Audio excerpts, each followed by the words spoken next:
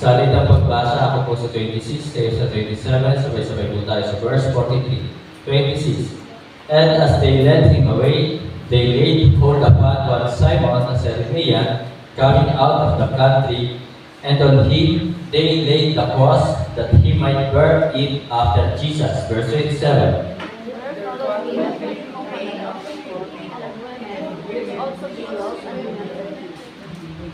But Jesus, turning unto them, said, Daughters of Jerusalem, weep not for me, but weep for yourselves and for your children. Verse 29, makikilahas. For behold, the days are coming, which shall say, Blessed are the barren, and the wombs that never bear, and hearts which never give sons. Then shall they begin to say to the mountains, Fall on us, and to the hills, cover us. Verse 31. For if they do these things in a green tree, what shall be done in a dry? And there were also two other malefactors led with him to be put to death. Verse 33. And when they were come to the place which is called Calvary, they were crucified him, and the malefactors, one on the right hand, and the other on the left. Then said Jesus, Father, forgive them, for they know not what they do. And they parted his raiment and cast lots. Verse 35. And the people stood beholding, and the rulers also with their right divided him, saying, Save others, let him save himself, if he be Christ, the chosen of God. And the soldiers also mocked him, coming to him and offering him vinegar. Verse 37. And saying, If thou be the King of the Jews, save thyself. And a superscription also was written over him in letters of Greek and Latin and Hebrew, This is the King of the Jews. Verse 39. One of the malefactors he turned upon him, saying, If thou be Christ, save thyself and us. But the other answering rebuked him, saying, Dost not thou fear God, seeing thou art in the same condemnations? Verse 41. And Mary did not justify, for wherefore he will be rewarded for our deeds, but this man hath done nothing amiss. And he said unto Jesus, Lord, remember me when thou comest into thy kingdom. Verse 43, altogether ready with. And Jesus said unto him, Verily I say unto thee, today shalt thou be with me in paradise. Tayo po lahat ay mukhang pumikit, tayo po ay manalangin, dakilang Diyos na makapangyarihan sa lahat. Sa oras nito, muli kami po ay nagpupuri at nagpapasalamat sa iyong kabutihan at katapatan sa aming buhay. Salamat sa iyong dakilang pag-ibig. Ibinigay mo po at isinakripisyo mo po ang inyong bugtong na anak, walang iba kundi aming Panginoon Jesus, na si Kristo ay namatay dahil sa aming mga kasalanan, nalibing at muling nabuhay. Tinubos ng aming Panginoon Jesus lahat ng aming mga kasalanan sa pamamagitan ng kanyang pong dugo. Nawa po Panginoon sa hapong ito, muli kayo po ay mangusap sa amin, kilusin mo po kami, na patuloy ka ng paglingkuran. At aking pong dalangin sa oras nito, itago mo po muli ako sa inyong paglingkuran. Wala akong ibang hiling, hinahangad, kundi pangalan mo ang may taas, ikaw sa mapapurihan, malulhatit maparangalan. Gamitin mo po ako na maging instrumento, na maging daluyan po ng inyong pagpapala. Banal na Espiritu, puspusin mo po kami pangunahan sa lahat ng aming pong gagawin. Dalangin ko po aming Diyos na hindi po banal na salita na makakayag ngayon ay patuloy na tumimo sa puso't isipan ng bawat isa. Nawa po Panginoon, patuloy namin alalahanin ang ginawa mo pong sakripisyo doon po sa krus. Nawa, tanggapin ng maraming tao ang ginawa mong sakripisyo na ikaw aming Panginoon, hindi karapat-dapat na mapako sa krus. Subalit ikaw ay napako, namatay dahil sa iyong mga kasalanan, nalibing at muling nabuhay. Dalangin ko po, kilalanin ka ng mga tao, tanggapin ka ng mga tao, sa palatayanan ng mga tao ang iyong pong ginawa doon sa krus. Na ikaw lamang ang Panginoong tagapagligtas, hindi gawa, hindi reliyon. Walang gawa ang makakapagligtas, walang reliyon ang makapagliligtas sa kaluluwa ng isang tao. Nawa po Panginoon, ang mga salitang ito, tumimo sa puso't isipan ng bawat isa. Nawa, patuloy po kayo magligtas sa buong mundo. Ito po yung aking dalangin na may pasasalamat sa pangalan po ng aming Panginoon Jesus. Amen. Pwede na po po. Magandang hapon po mga kapatid, mga minamahal. This afternoon, ating po inaalala ang ginawang sakripisyo ng ating Panginoon Jesus. Ating po inaalala na si Kristo ay namatay dahil sa ating mga kasalanan upang tayo po ay tubusin, patawarin sa lahat ng ating mga kasalanan. Si Kristo ay namatay, nalibing at muling nabuhay. So kanina po umaga, naalala ko lang po kanina po umaga, I think nasa 42 or 43 tayo. And then binilang ko kung ilan yung wala. So yung mga absent ay umaabot po siya ng mga 30 plus. So ganoon na po pala tayo marami. Kung magkakasama-sama po yun, na talagang every Sunday, so aabot na po tayo ng mga 70. So, and then nakakalungkot lamang kapag hapon, ilan-ilan po tayo. Ganun pa man, ilan-ilan lang tayo tuwing hapon, tuloy lang po ang gawain. So mga kapatid, mga minamahal, this afternoon po, ang sabi po dito sa verse 43, Verily I say unto thee, today shalt thou be with me in paradise. Ngayon din, ikaw ay aking kakasamahin sa aking paraiso. Ito po ang sinabi ng Panginoon Jesus doon sa isang magnanakaw. At mga kapatid, mga minamahal, so sabi po ng isang magnanakaw po dito sa verse 42, And he said unto Jesus, Lord, remember me when thou comest into thy kingdom.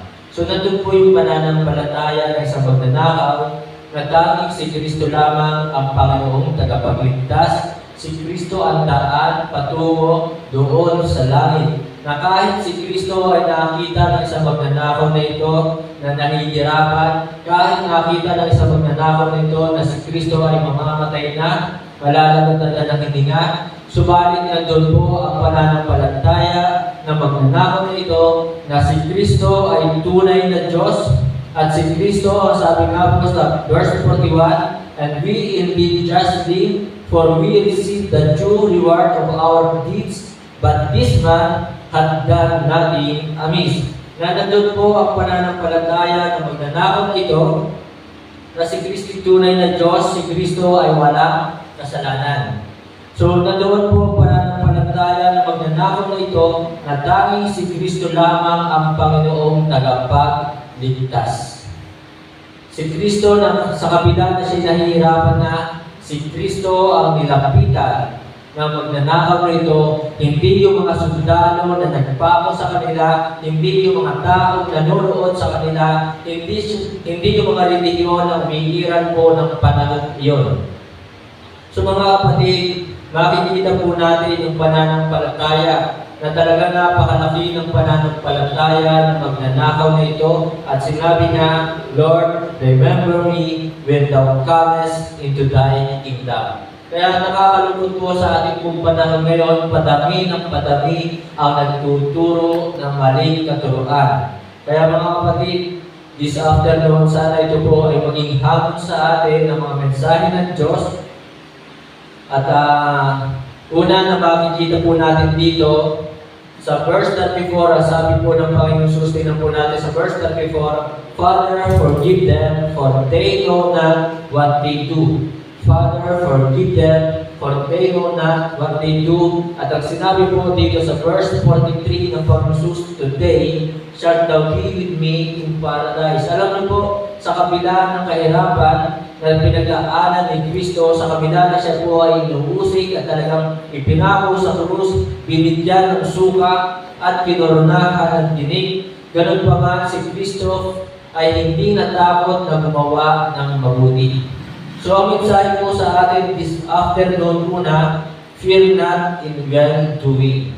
Na kahit dumaranas ka ng kahirapan, dumaranas ka ng pag-uusig, dumaranas ka ng problema, huwag kang matakot na gumawa ng mabuti. Fear not in well-doing. Ito po ang pinakita sa atin ni Kristo. Siya po ay ipinako sa krus. Siya ay pinagpasa ng krus, kinoronahan ng tinik at nagkasugat-sugat ang kanyang katawan, hinuli siya ng mga sundalo, ganun pa man, siya po ay hindi natakot na gumawa ng mabuti. Fear not and well doing. Sabi po ng Galatians chapter 6, verse 9, and let us not be weary in well doing, for in due season we shall reap if we faint not. Huwag po tayo magsawang gumawa ng mabuti.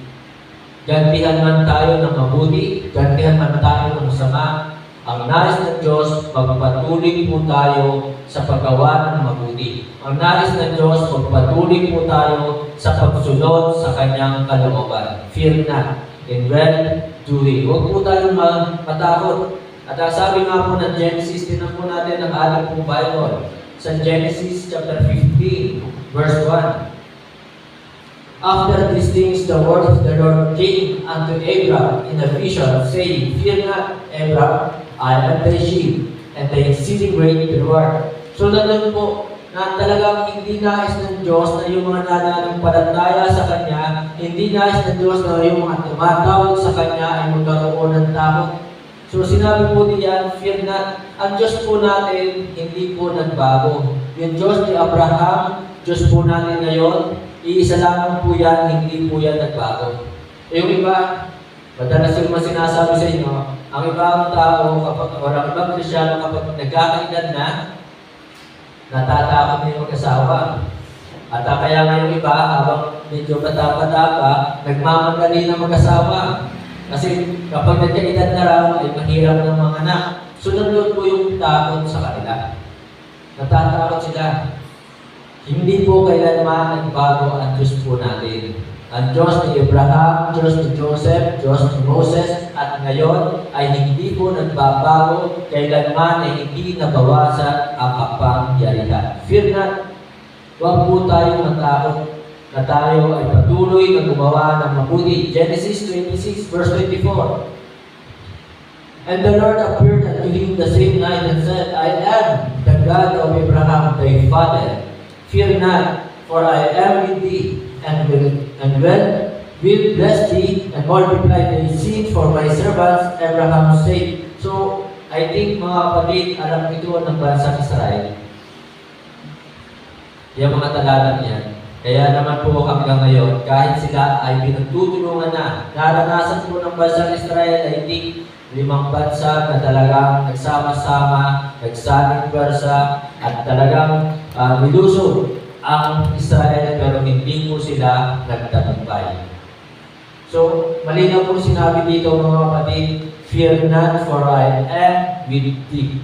So, huwag po tayong matakot sa paggawa ng mabuti. Fear not and well doing. Exodus 14:13 and 14. Verse 13, and Moses said unto the people, fear not, stand still, and see the salvations of the Lord, which He will show to you today. For the Egyptians whom ye have seen today, ye shall see them again no more forever.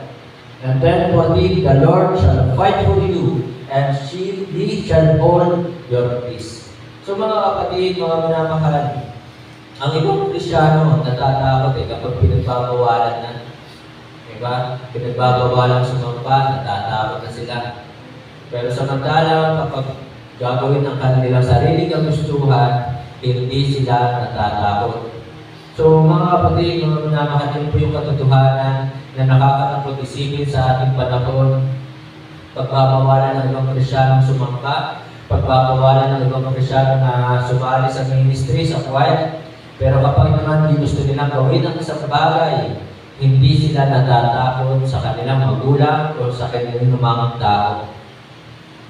Tayo po mga kapatid, mga minamahal, katulad ni Kristo, kung para sa Diyos ang isang bagay, huwag po tayong matakot at gumawa. Kung ito ay kalooban ng Diyos, gawin po natin, huwag po tayong matakot. Joshua chapter 8, verse 1. And the Lord said unto Joshua, fear not, neither be thou dismayed. Take all the people of war with thee, and arise, go up to Ai.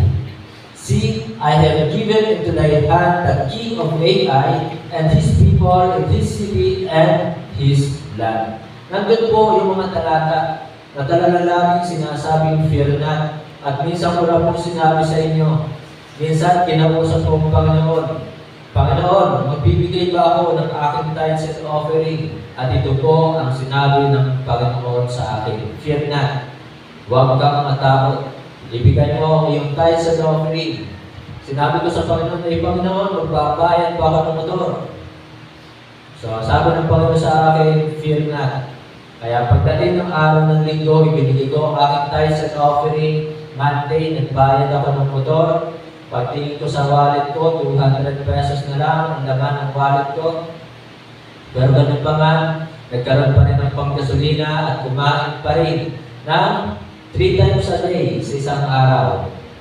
So, fear not. Huwag po tayong matakot sumunod sa kalooban ng Diyos. Huwag tayong matakot sa paggawa ng mabuti. Fear not, mga kapatid. So, kasi ayaw ng Diyos na mahahalaman ang kanyang kalooban. Kaya salamat. Medyo maaaring kinakabahan kapag hindi special number, fear not. Di ba? Kahit nangangatad yung kamay, fear not. Huwag matakot ng special number. Brother, hindi, huwag mo muna kasasala. Sabay ka na rin. Fear not. Fear not. Okay? So mga kapatid, mga minamahal, huwag po tayong matakot. Sa pag-aakay ng kaluluwa, huwag po tayong matakot. Kung yan man ay mas matanda sa iyo, at nandiyan na, yung ibinigay ng Diyos na makakausap mo yan, bahaginan mo ng salita ng Diyos na kaligtasan. Huwag tayong matakot. Malaki man ang bahay, huwag kang matakot yan ay katuwin. So fear not, mga kapatid, mga minamahal, huwag po tayong matakot sa paggawa ng mabuti. Ang ibang tao hindi takot sa paggawa ng masama. Pero tayo bilang mga Kristiyano, huwag po tayong matakot sa paggawa ng mabuti. Para baga minsan, it sounds corny kapag ikaw ay pupunta ng church. It sounds corny kapag ikaw ay mag-aaral ng salita ng Diyos. It sounds corny kapag ikaw ay mag-pray kapag bago kumain. Tama ba? Para baga corny, awkward. Yan ang ating panahon ngayon. Tinatawanan yung mga nagbabaybol. Tinatawanan pag nag-pray sa pagkain. Tinatawanan kapag sasamba. Tinatawanan kapag ang ganda na suot. Di ba? So it sounds corny. Pero mga kapatid, mga minamahal, fear not in your doing. Ito ang ipinakita sa atin ni Kristo. Huwag po tayong matakot sa paggawa ng mabuti. Pangalawa, verse 34, ang makikita po natin dito, sabi po dito ng ating Panginoon sa verse 34, Father, forgive them, for they know not what they do. And then, sabi na verse 42, and it said unto Jesus, Lord, remember me when thou comest into thy kingdom. So pangalawa mga kapatid, mga minamahal, ang mga talatang ito ay nagtuturo sa atin, forget not the word of God. Huwag po natin kalimutan ang salita ng Diyos, ang salita ng Panginoon. Sana habang tayo tumatagal na Kristiyano, meron na tayong memorize na verse. Kaya ako po'y natutuwa sa aking Bible study na yung mga itinuturo ko po sa kanya, naaalala po niya. Ibig sabihin talagang nasa sa kanyang Holy Spirit na talagang siya po ay ligtas at ang Holy Spirit ang nagpaalala sa kanya na ipabasa mo sa iyong anak ang Ephesians chapter 6 verse 1. Diba? Ephesians chapter 6 verse 1, Children, obey your parents in the Lord, for this is right. Sapagkat ang kanyang anak na ito ay hindi nasunod niya sa kanyang tatay. At sumasagot na wala sa Bible yun, wala. So, kaya naalala niya, pinaalala sa kanya ng Holy Spirit, o basahin mo, Ephesians chapter 6 verse 1. Kaya mga kapatid, sa ating pong buhay, si Kristo, hindi po niya kailanman kinalimutan ang kalooban ng Diyos ng Ama. Si Kristo kailanman ay hindi kinalimutan ang salita ng Ama. Ganun din po sa buhay po natin, huwag natin kalilimutan ang mga salita ng Diyos. Ang sabi po ng Psalms, tingnan po natin ang ating pong Bible sa Psalms 119 verse 83. Psalms 119 verse 83. For I am become like a bottle in the smoke, yet do I not forget the statutes. Do I not forget the statutes. Hindi ko kinalimutan ang iyong mga kautusan, ang iyong salita. Kaya kapatid, mga minamahal, sana dumarami yung ating memorize na verse. At hindi lang po talaga memorize. Ang sabi po talaga ng Bible, but be doers of the word and not hearers only, deceiving your own selves. So mga kapatid, huwag po natin kalimutan ang salita ng Diyos. Sapagkat ano yung ating i-apply sa ating buhay kung kalilimutan natin ang salita ng Diyos. Kaya sana yung mga sinusulat na yan, sana pag-uwi ninyo pang gabi sa inyong mga tahanan, sana inyo pa rin basahin. Ako kapag ako yung nagsusulat, ako po ay nandun pa sa library, na talagang kapag pag-uwi ko sa bahay namin, may mga pumapasok sa akin na ano ngayon, yung preaching ni Pastor, ang ganda. So, binubuksan ko kagad yung aking notebook. Kapag may mga talata na nakalimutan ko at gusto kong alalahanin, binubuksan ko kagad yung aking notebook. So mga kapatid, forget not the Word of God. Na ito po ang sinasabi sa atin, ito yung mensahe sa atin ng salita ng Diyos doon sa pagkapako ni Kristo. Na hanggang sa pagkapako kay Kristo, si Kristo ay hindi niya kinalimutan ang mga kautusan ng Diyos. Verse 109, my soul is continually in my hand, yet do I not forget thy law. Yet do I not forget thy law. Huwag po natin kalimutan ang mga batas o kautusan ng Diyos. Ito ay ating sandata laban sa mga maling katuruan. Napakarami pa namang maling katuruan ngayon. Ayaw tanggapin ng mundong ito. Ayaw paniwalaan ng mundong ito na si Kristo namatay dahil sa ating mga kasalanan. Hindi nila paniwalaan na talagang hindi gawa. Kaya talagang sila ay nagpipilit na gumawa ng mabuti. Walang problema sa paggawa ng mabuti. Pero tandaan na ang tagapagligtas ay walang iba kundi si Kristo. Hindi gawa, hindi reliyon. Kaya lamang talagang ang daming nagkalat na maling katuruan. Basta ikaw ay mabalik, ikaw ay palangit. Iisa naman ang ating Diyos, mali. Di ba? Iisa. Sabi nila, isa ang Diyos. Pero sa kanila, sa totoo lang, ang dami nilang dino-Diyos. Ang dami nilang dino-Diyos. So, ang dami nilang mga ribulto. Ang dami nilang mga estatwa. Di ba?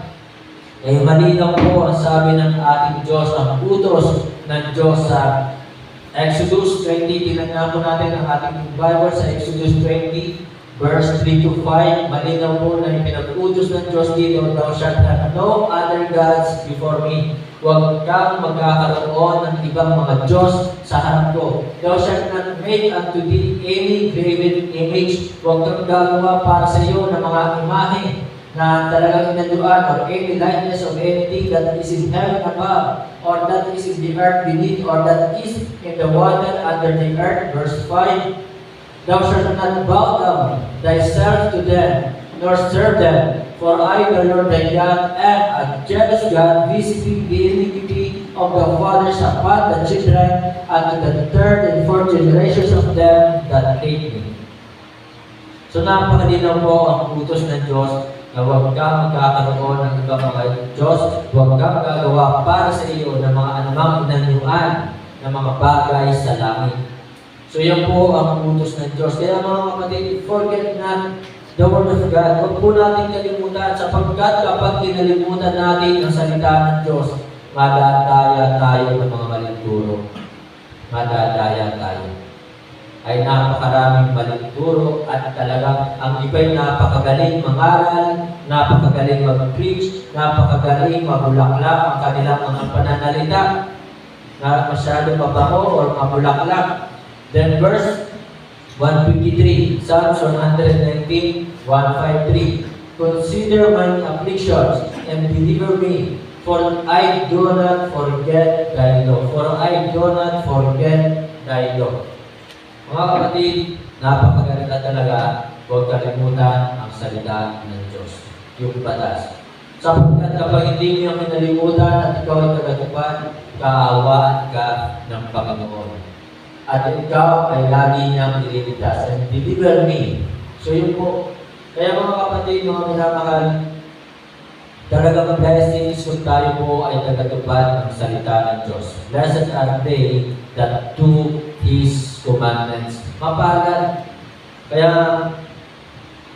huwag po kayong magagalit niya sa akin kung tinuturo sa inyo ang pagsunod sa mga utos ng Diyos. Proverbs 3:1. Proverbs 3:1.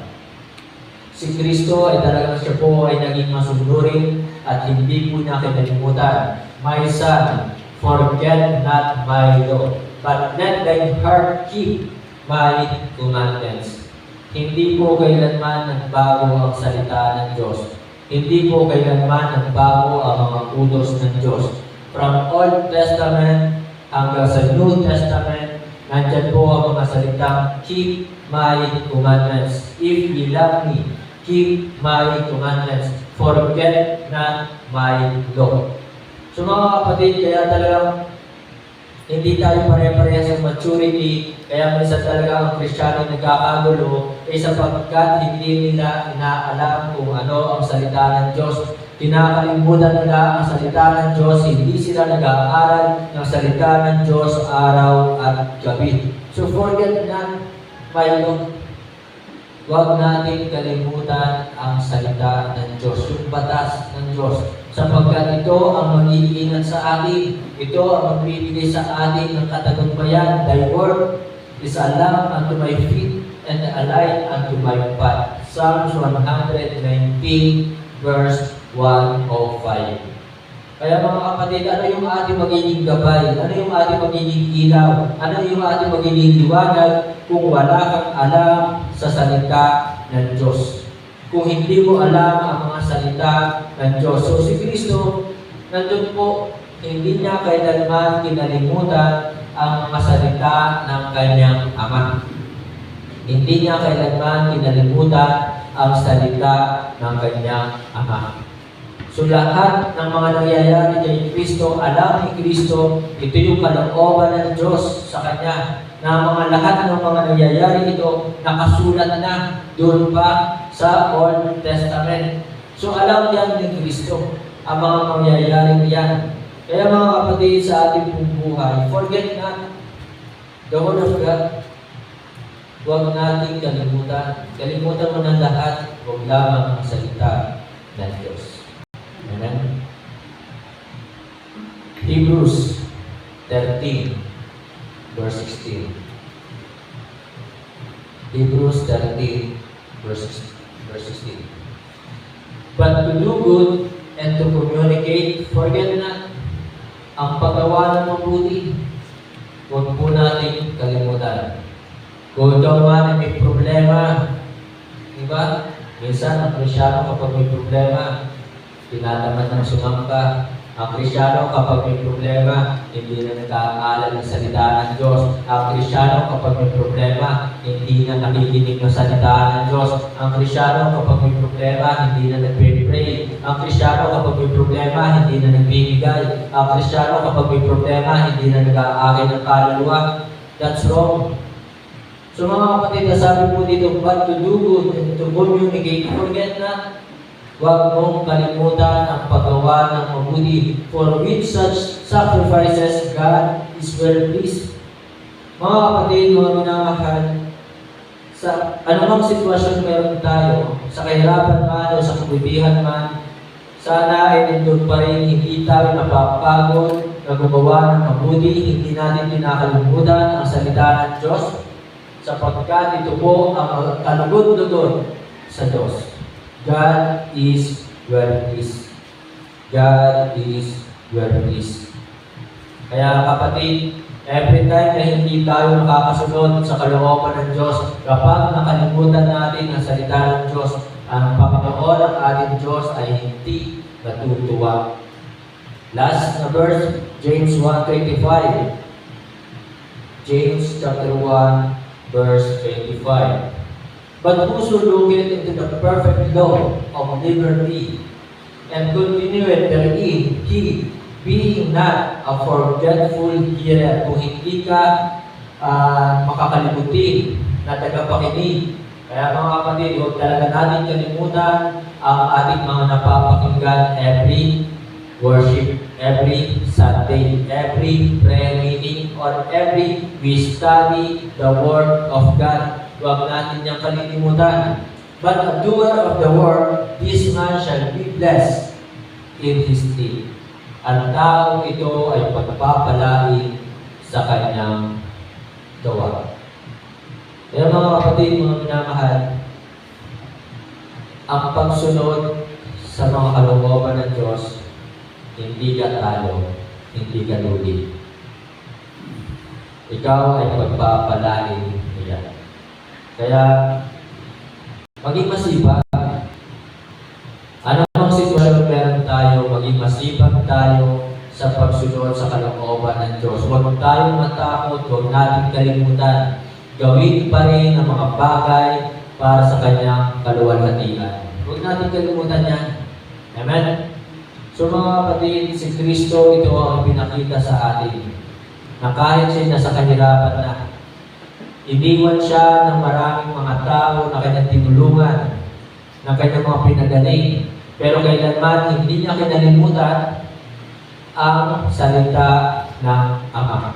Kinalimutan ni Kristo ay kung yung sakit na kanyang nararamdaman. Yun ang kinalimutan ni Kristo.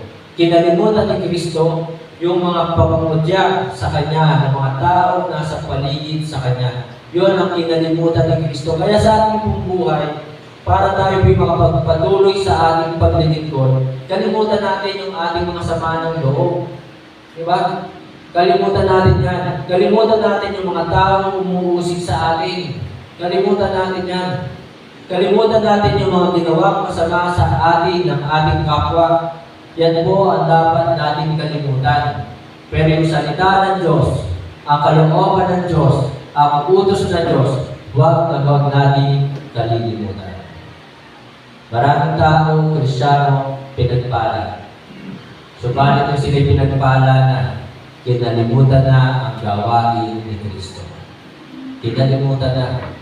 Sa ating pong buhay, ano man ang maging sitwasyon, huwag po natin kalimutan. Last, balikan po natin ang Luke 23 verse 43. Ang sabi po ng Luke 23 verse 43, sabi po dito, "Today, thou shalt be with me. Today shalt thou be with me in paradise." So last po mga kapatid, mga minamahal, si Kristo kahit siya nahihirapan na,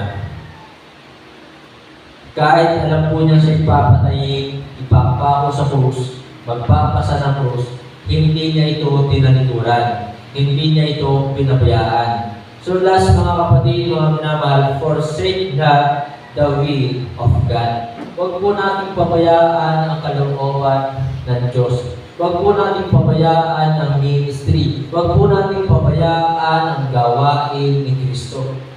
Kaya salamat po sa mga kapatiran na kahit may nararamdaman, masama ang pakiramdam, ay hanggang ngayon nandyan pa rin at naglilingkod sa Diyos, nagpapagamit sa ministry. Kaya mga kapatid, mga minamahal, isang example nga po kanina, Brother Alvin, tatay ni Nanayta, di ba?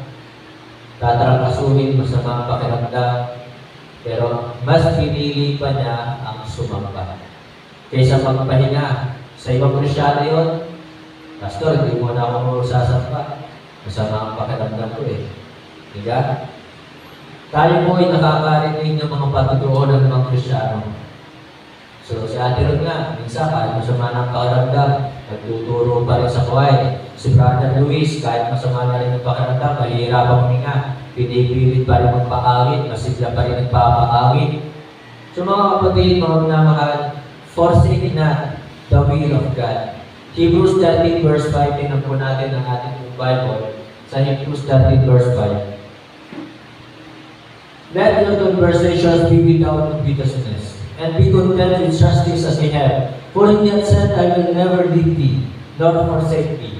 Kailanman ay hindi tayo iniwan ng Panginoon, kaya sana huwag din natin pabayaan, huwag din natin iwan ang ministry. Pahalagahan po natin ang ministry. So, ang sabi po ng Luke 23:34, Father, forgive them, for they know not what they do.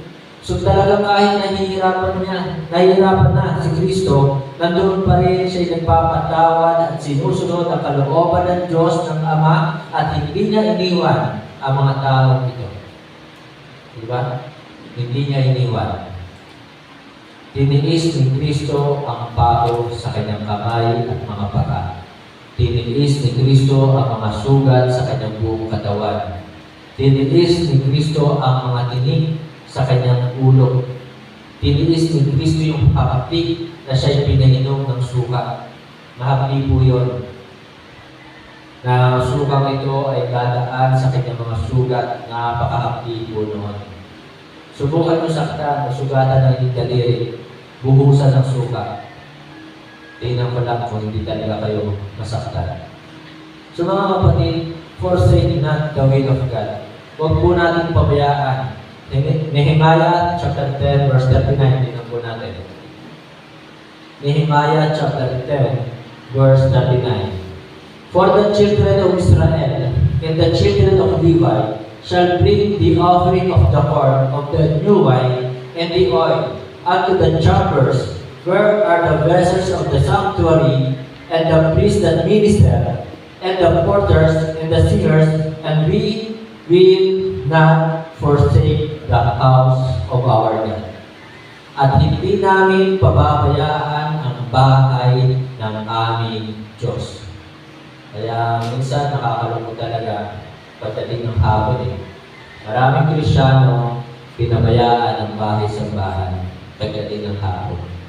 Iilan-ilan ang nakikinig, iilan-ilan ang sumasamba sa hapon.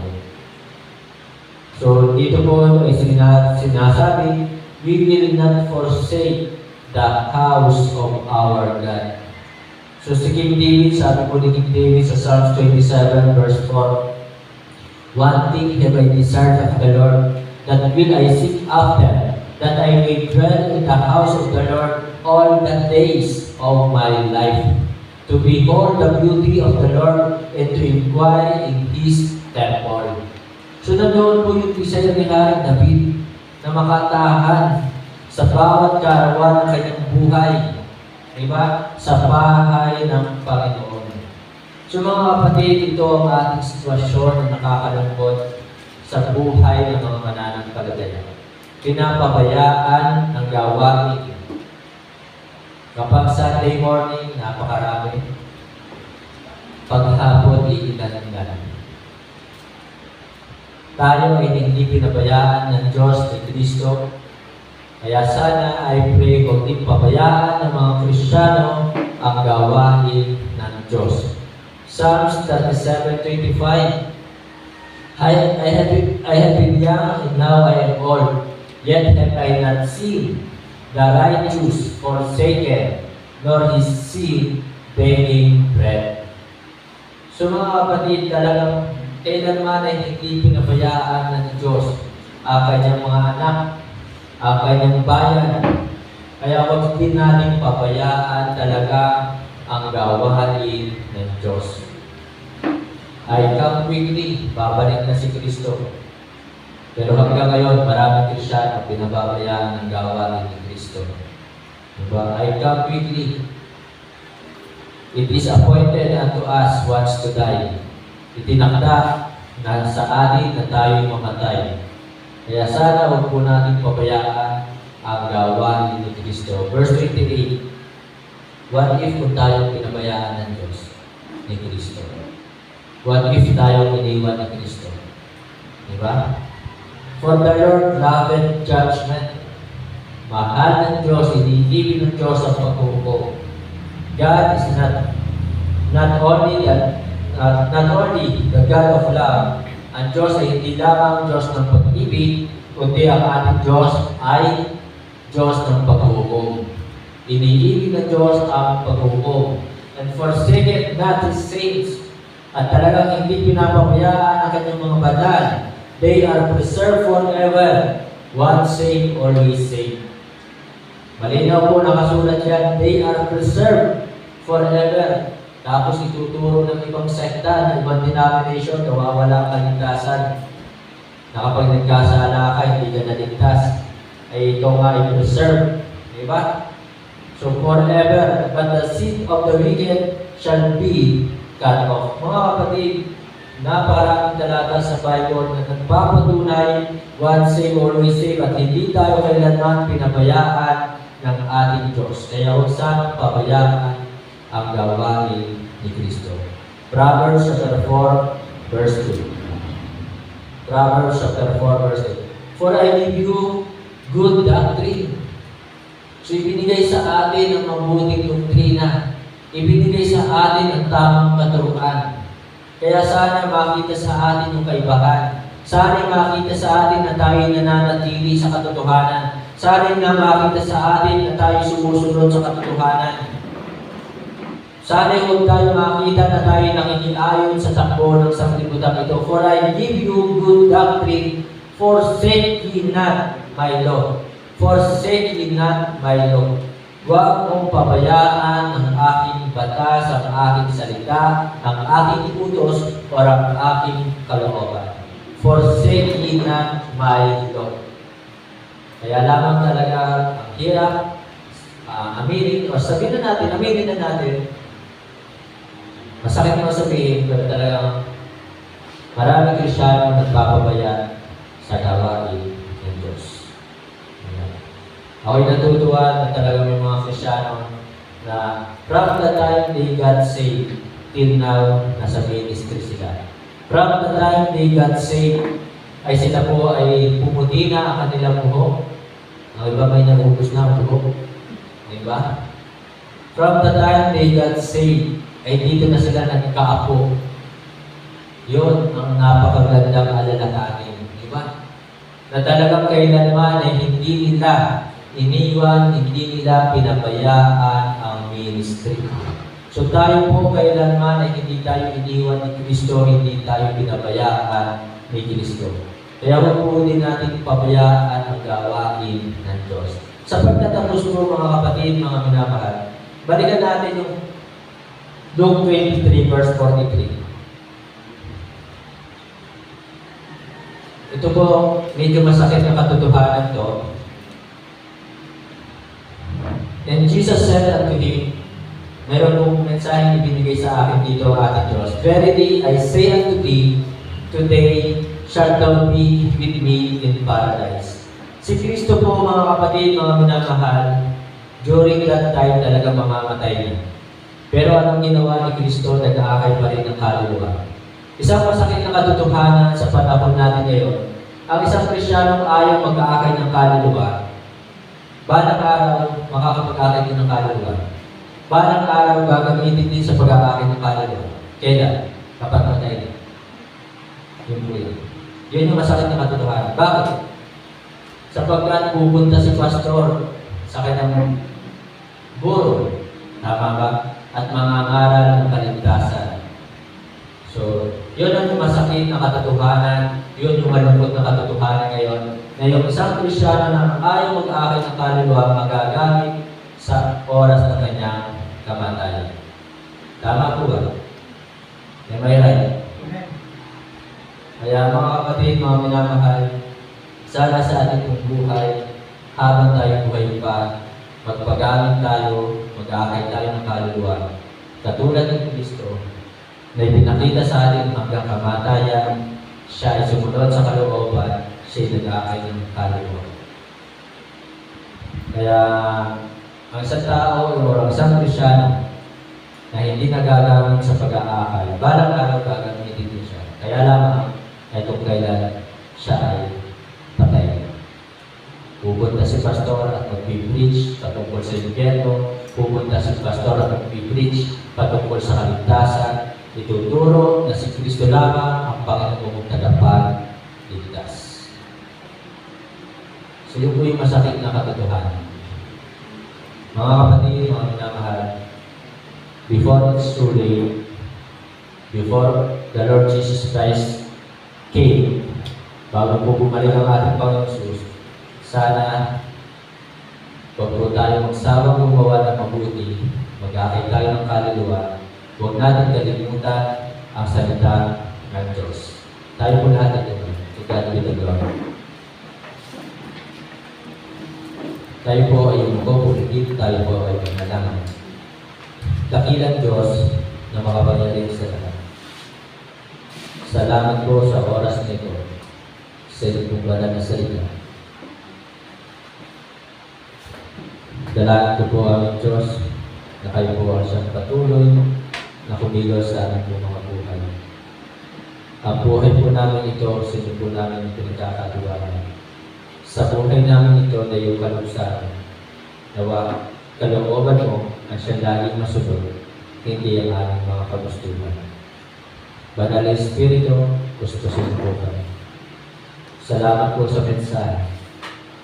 Habang lahat ay nakalukot na kami, tayo po ay dadako sa ating Lord Supper. Ating inaalala kamatayan, pagkalibigan ko ng pagkabuhay ng ating Panginoon Jesus. Kung meron po tayong mga kasalanan na gawa na dapat natin hingin ng tawad, ating pumilapit sa ating Diyos, sa ating Panginoon Jesus. Humingi po tayo ng tawad sapagkat hindi po tayo magiging karapat-dapat sa pagpapartig ng Lord Supper, kundi po tayo humingi ng tawad sa mga kasalanan na ating nagawa. At dalangin ko rin po sa hapon ito na tayo sana hindi po alalahanin ang magpatawad din po sa ating kapwa. Kung meron ng mga kapatiran na nakagawa sa atin ng hindi maganda, patawarin po natin sila kung paano tayo po ay pinatawad po ni Kristo sa lahat ng ating mga kasalanan. Magkakaroon po tayo ngayon ng sariling panalangin. 2 minuto, simula na po.